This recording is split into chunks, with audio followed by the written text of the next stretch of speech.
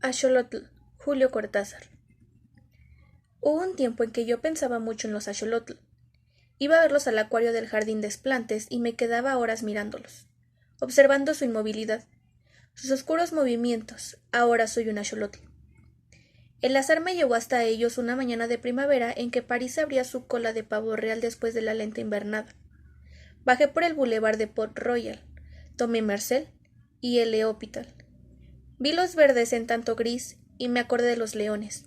Era amigo de los leones y las panteras, pero nunca había entrado en el húmedo y oscuro edificio de los acuarios. Dejé mi bicicleta contra las rejas y fui a ver los tulipanes.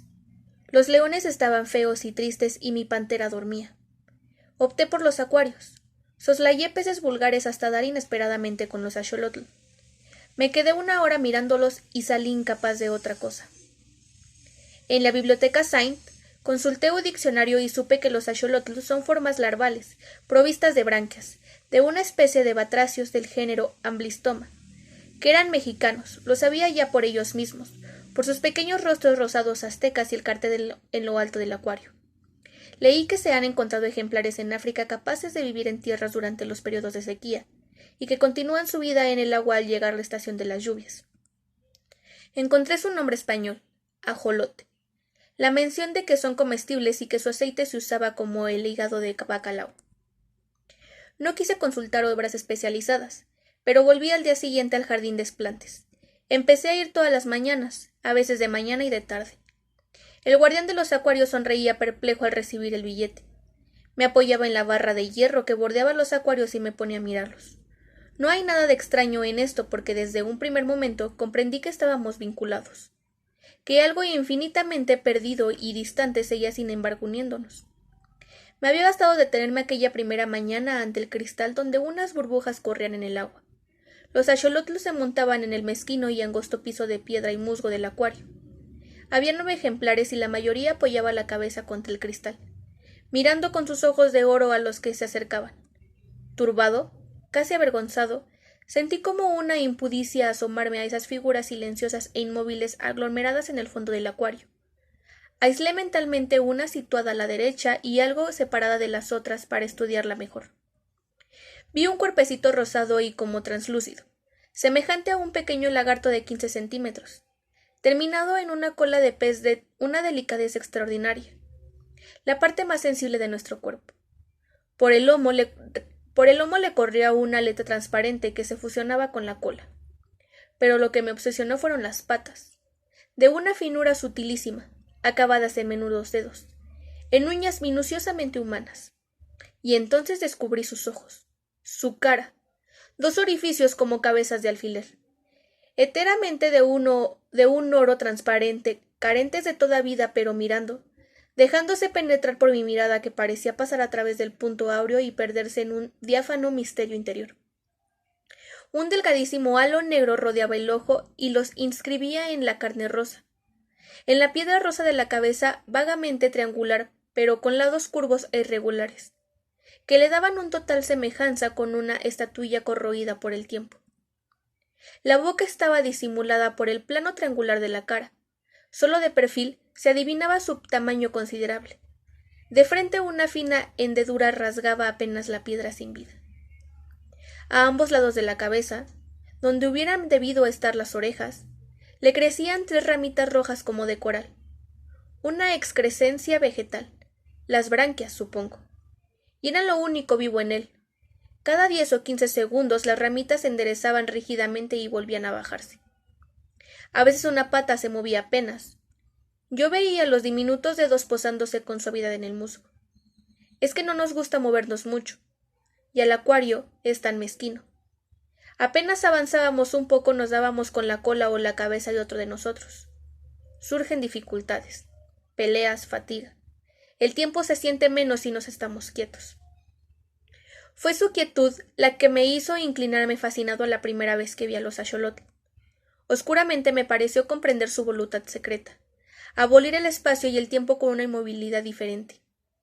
Después supe mejor, la contradicción de las branquias, el tanteo de las finas patas en las piedras, la repentina natación me probó que eran capaces de evadirse de ellos de ese sopor mineral en el que pasaban horas enteras. Sus ojos, sobre todo, me obsesionaban. Al lado de ellos, en los restantes acuarios, diversos peces me mostraban la simple estupidez de sus hermosos ojos semejantes a los nuestros. Los ojos de los axolotl me decían de la presencia de una vida diferente, de otra manera de mirar. Pegando mi cara al vidrio, buscaba ver mejor los diminutos puntos áureos. Esa entrada al mundo infinitamente lento y remoto de las criaturas rosadas. Era inútil golpear con el dedo en el cristal. Delante de sus caras no se advertía la menor reacción. Los ojos de oro seguían ardiendo con su dulce, terrible luz. Seguían mirándome desde una profundidad insondable que me daba vértigo. Y sin embargo estaban cerca. Lo supe antes de esto, antes de ser un axolotl. Lo supe el día en que me acerqué a ellos por primera vez. Los rasgos antropomórficos de un mono revelan, al revés de lo que cree la mayoría, la distancia que va de ellos a nosotros. La absoluta falta de semejanza de los axolotls con el ser humano me probó que mi reconocimiento era válido, que no me apoyaba en analogías fáciles. Solo las manecitas, pero una lagartija tiene también manos así. Y en nada se nos parece.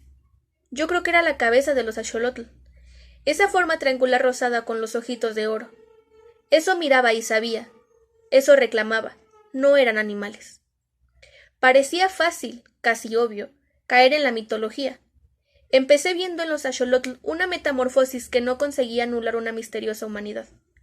Los imaginé conscientes, esclavos de su cuerpo, infinitamente condenados a un silencio abismal, a una reflexión desesperada, su mirada ciega, el diminuto disco de otro inexpresivo y sin embargo terriblemente lúcido, me penetraba como un mensaje.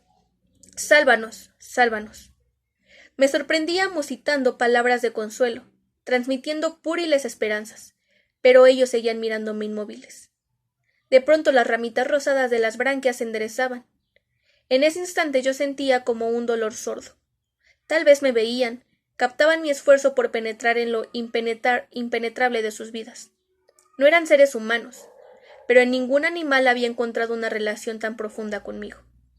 Los axolotl eran como testigos de algo, y a veces como horribles jueces.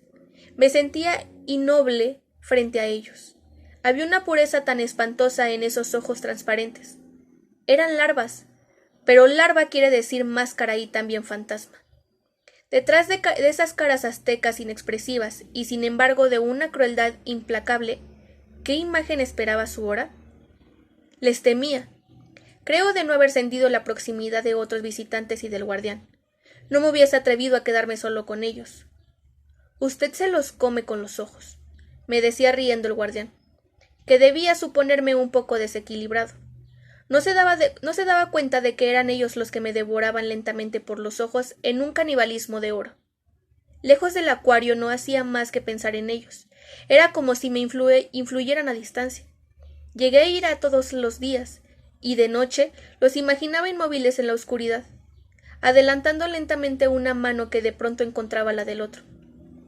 ¿Acaso sus ojos veían en plena noche? Y el día continuaba para ellos indefinidamente. Los ojos de los axolotl no tenían párpados. Ahora sé que no hubo nada de extraño, que eso tenía que ocurrir. Cada mañana al inclinarme sobre el acuario el reconocimiento era mayor. Sufrían. Cada fibra de mi cuerpo alcanzaba ese sufrimiento amordazado, esa tortura rígida en el fondo del agua. Espiaban algo, un remoto señorío aniquilado, un tiempo de libertad en el que el mundo había sido de los axolotl. No era posible que una expresión tan terrible que alcanzaba a vencer la inexpresividad forzada de sus rostros de piedra no portara un mensaje de dolor, la prueba de esa condena eterna, de ese infierno líquido que padecían.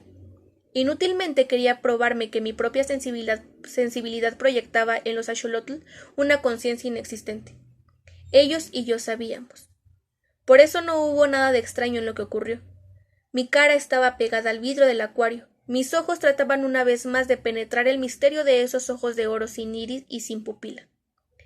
Veía de muy de cerca la cara de un axolotl inmóvil junto al vidrio, sin transición, sin sorpresa. Vi mi cara contra el vidrio. En vez del axolotl, vi mi cara contra el vidrio. La vi fuera del acuario, La vi dentro del otro lado del vidrio.